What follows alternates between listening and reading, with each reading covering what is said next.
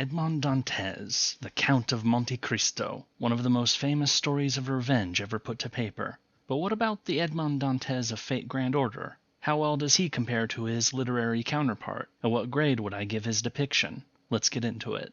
Starting off with his class, Dantes is an Avenger class servant. As far as giving an FGO class to a character goes, this is a match made in heaven, or perhaps hell. In Fate Grand Order, Dantes is the first Avenger class servant that was added to the game, though he is not the first Avenger in the franchise. That honor goes to Angra Mainyu.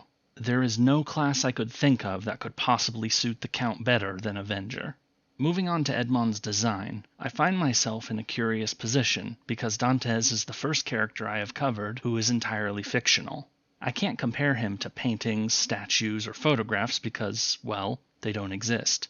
But the Count of Monte Cristo has been adapted quite a large number of times over the years, and so that can provide a place of comparison. One of the key aspects of Dantes, in his guise as the Count of Monte Cristo, is that of a mysterious but wealthy aristocrat. He is often seen wearing long coats and having a very dark color scheme. The Dantes of FGO is no different. If anything, it is played up further as the darkness gets more pronounced the further you go in his ascension forms. I'm going to go ahead and call this a solid design.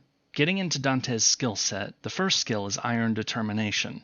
Now, when I saw this skill, it immediately reminded me that Charlotte Corday has this same skill. Charlotte and Dantes are the only two servants with this skill so far, so I'm not quite sure if it qualifies as a generic skill or not. In any case, as it was for Charlotte, this is a solid choice for Dantes. The man was forced to endure 14 years in a horrible prison, and then spent the next decade or so after that plotting his revenge, which he carried out with meticulous ruthlessness. Next up is Edmond's second skill, Treasure of Monte Cristo. Originally, this was the generic skill Golden Rule, which is given to servants who seem to have a talent for amassing wealth. While Golden Rule would have worked for Dantes, renaming and specializing it into Treasure of Monte Cristo is even better. It is the hidden treasure that Dantes found on the island of Monte Cristo that allowed him to take on his new identity as the Count of that island, infiltrate high society, and ultimately carry out his long-awaited revenge. Dantes' third skill is Wisdom of Crisis. This is meant to represent his ability to draw upon his past knowledge and experiences when faced with difficult situations. It is something he picked up during his time with Abbe Faria, who served as his mentor during the long years he was locked up in Chateau d'If. Edmond's noble phantasm is Enfer Chateau d'If, putting his foes through a hellish barrage in a pitch-black void. He is, in effect, bringing his foes to the prison that he once resided in, and forcing them to endure the pain and horror that he once felt during his time there. Now, I'm going to make a bit of a confession here. Up until doing the research for this video, I always thought that this MP was called Enter Chateau d'If, as in Dantes is taking people to that prison. But when making the script for this video, I came to discover that it is actually Enfer Chateau d'If. Now, what the hell is Enfer supposed to mean? Well, that's exactly it. It is the French word for hell. So basically the MP is named Hell Chateau d'If, or perhaps Hell Prison, since that's what Chateau d'If is, which meaning-wise isn't really any different from what I had thought it meant before. In either case, Dantes taking his foes to the hell he once endured is very much on point. He wanted his vengeance to make the people who betrayed him feel the same sort of pain and despair that he once had. As a whole, as is typical for Avengers, Dantes' skill set is very potent for offensive power, but it also has good utility as well. Ignore invincibility, increasing his debuff resist, removing enemy buffs upon landing critical hits, which he will do a lot of as a top-tier quick looper, removing debuffs upon him, and draining MP charge from a foe. In other words, Dantes is quite powerful, able to adapt to a variety of situations while still maintaining a relentless offensive. It seems quite in keeping with his character from my perspective. One small note to make about Dantes lay in his character stats. Now these tend not to have any weight in gameplay terms, they are just ratings for how strong a particular servant is in certain aspects. However, among these stats something stands out. Dantes' luck skill is a question mark, meaning he doesn't have one. This could be interpreted in two ways, that Dantes doesn't have any luck, having been a victim at the hands of people who he had thought were his friends, who had him framed and sent to that nightmarish prison. The other side of this, though, is that once Dantes had escaped the prison and began to plot out his revenge plan, that he was so meticulous in the planning that he didn't leave anything to chance, and so luck doesn't apply to him. Both of these interpretations make sense to me, And on a personal note, I think Dantes and I would get along quite well in this regard, because I don't like relying upon luck or leaving things to chance either. Dantes' craft essence is Chateau d'If, the hellish prison that he was once locked away in. I don't think I need to say much about this. If I had to create a servant Dantes and needed to come up with an idea for a craft essence for him, I'd think of either this or perhaps the treasure he found upon the island of Monte Cristo. As far as craft essences go for being relevant to the character, this is as good as it gets.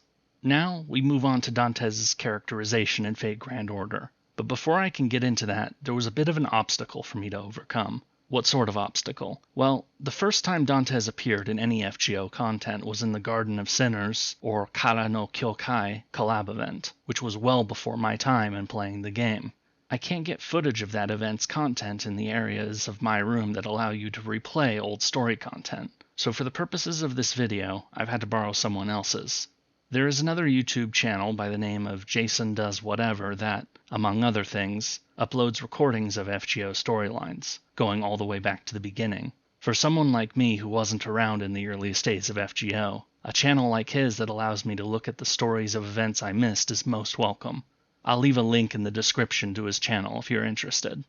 Anyway, Dantes plays a small, shadowy role in the Garden of Sinners collab event, which seems to take place sometime after the London Singularity.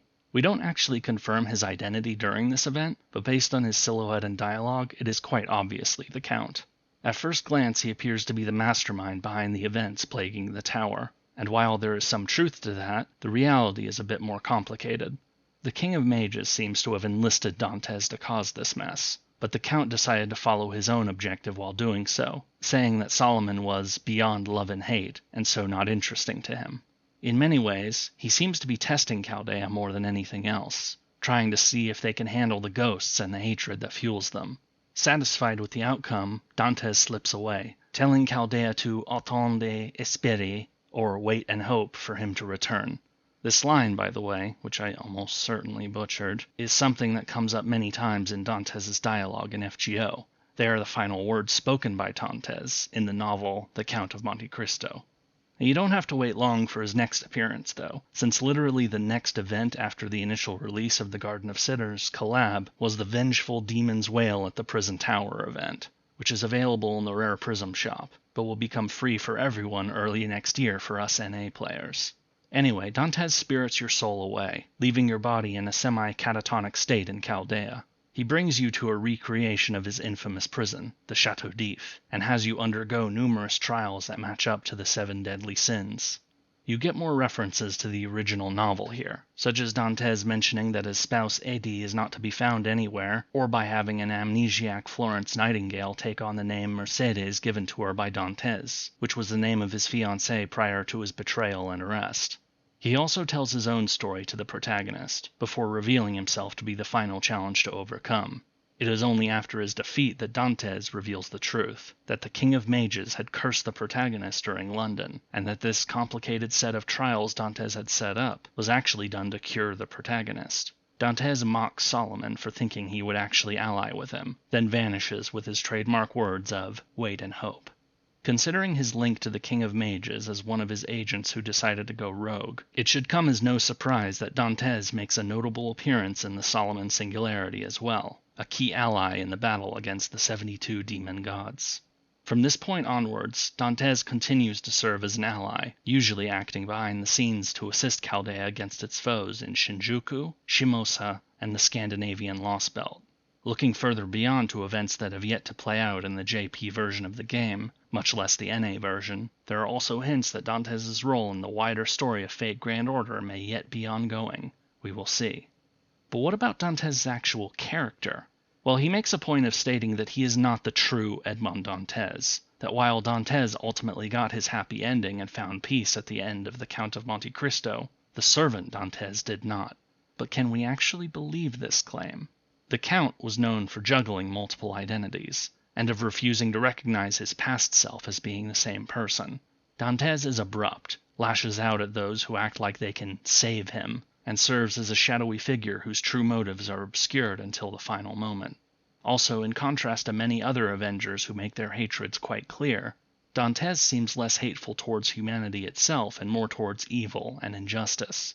That Chaldea and the protagonist are willing to fight back against such things, to me, is the reason why he decides to back them up.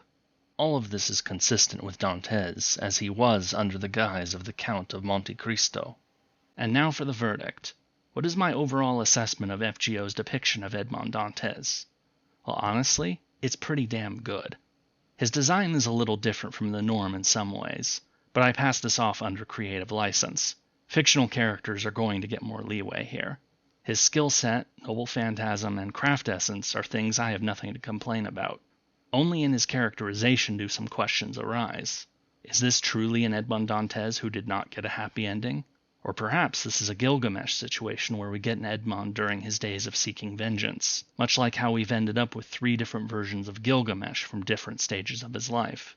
That there might be still more of the Count story to tell in Fate Grand Order complicates this picture further.